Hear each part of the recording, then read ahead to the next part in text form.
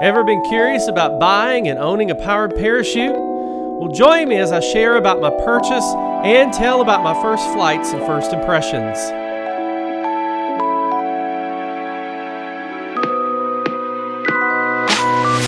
Hey everyone, this is Brother D, and I bought a powered parachute. Now, I've taken this opportunity to speak to you today in particular because the weather's just not good for flying. All around, the cloud cover is really thick and really low, and it's pretty windy as well, so I hope you can hear as I speak. But I've been a fixed-wing pilot for quite some time, and I started gaining an interest in powered parachutes when I learned how inexpensive they are to operate, maintain, and even hangar or store. But I've actually had an interest in powered parachutes for quite some time longer, but that's a story for another day. So I went through the transition training with Jim McLay down in Tennessee, but it took me about 2 months before I finally took the plunge. It took some time to find a good used machine, and you could say I got caught up with the daily grind of life.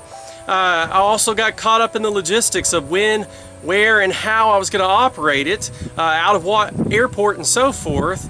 And I'd also gotten somewhat concerned about the safety record after watching some powered parachute crash videos and critiquing them. But I finally came to the conclusion that living in fear is not really living at all, and I'm not getting any younger, so I figured it was worth the risk for what could be the adventure of a lifetime. This video shows some footage of when I purchased my powered parachute along with a couple of my initial flights, and I'm going to close by sharing some of my initial thoughts and first impressions of what powered parachute flying is like concerning my likes and dislikes. First up is some footage of when I purchased my powered parachute in Morehead, Kentucky. Okay. And then walk him open all the way across from one side to the other.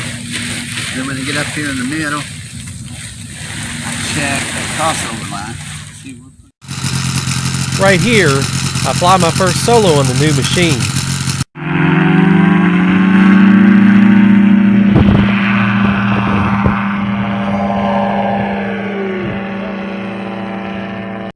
Make sure you guys stand back. I don't want to run you over.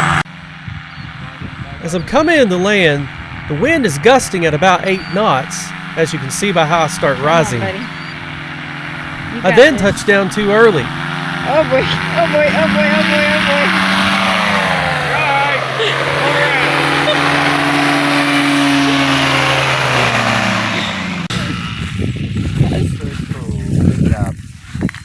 Next up is my first unsupervised flight with footage taken from the ground. So I had to scope out my local airport and try to find out where I could take off and land. It was kind of difficult because the airport had just undergone a resurfacing project by the state, and therefore there were soft shoulders where you couldn't get on or off the runway from a grass area, and also many of the grassy areas were grown up. The airport hadn't been mowed in probably a month. But I found some fairly level grassy areas, and right before I decided to come out for my first flight, someone had actually mowed. Now, it wasn't perfectly manicured, but it did do the job, so take a look at the footage. Right here, my wife is filming the takeoff.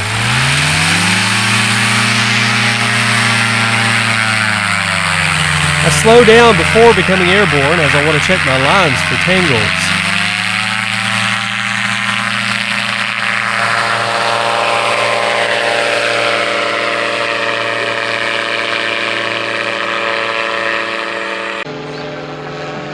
Here, I'm flying over our farm, while my wife, children, and my sister are filming and waving. I thought this would be a good place to stand because he can get out in the open. You know, like, he's waving. This guy tried to catch that.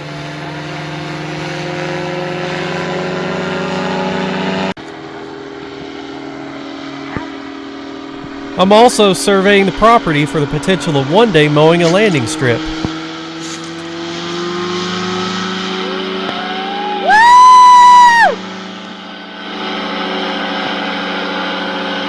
Now I want to share my second unsupervised flight, which actually has in-flight footage. Now, I want to let you know up front, I'm not really happy about the camera placement. I'm not happy about the sound. In fact, I couldn't even find out a way to feed in the sound, and that's why it's going to be underlain by music. But as far as the camera placement, that's something I can take care of much later. But what you're about to see will give you an idea of just how magical powered parachute flying can be.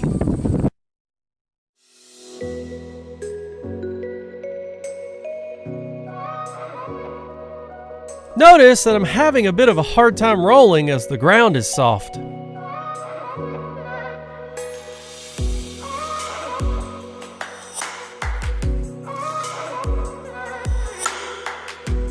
I want to apologize up front for all the wires hanging down.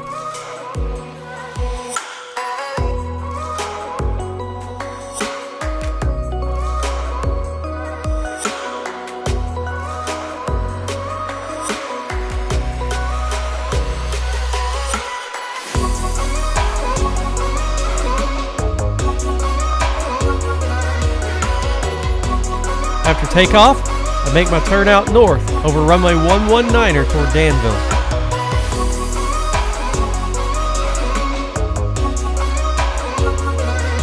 Right here, I'm flying over Lake Harrington near the old Chenault Bridge.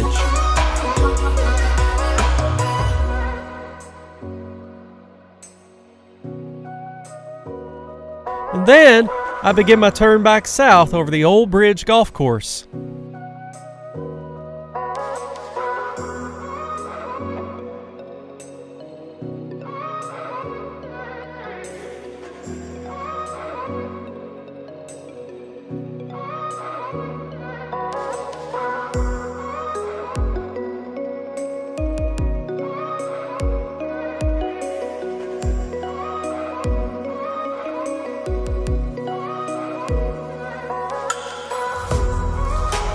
Wow, what a beautiful sunset.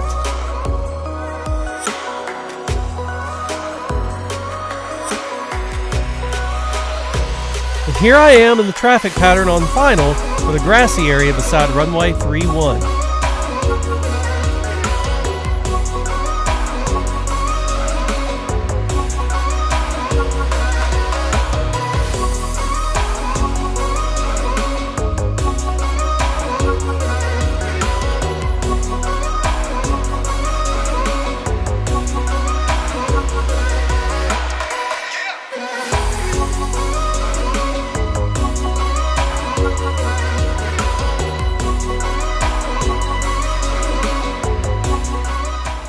So, what are my first impressions of powered parachute flying?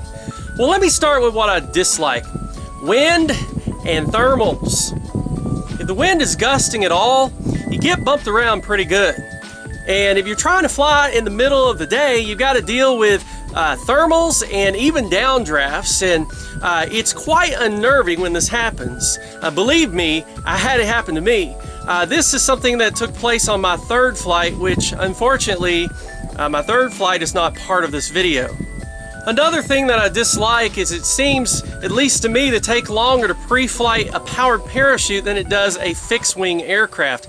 By the time I tow it to the airport, unload it from the trailer, taxi over, set it up, it's almost an hour-long process. And then when you're done flying, it's pretty much the same thing in reverse, and it takes about an hour the other way around. Now, I'm sure over time I'll find a quicker way of doing things and maybe a more efficient way of doing things. So here's what I like. Low and slow, all the way, low and slow. If you're flying a fixed-wing aircraft, an airplane, one of the dangers is that if you're flying really low, it's going to be hard to set the airplane down in the event of an engine failure. An airplane, altitude is your friend.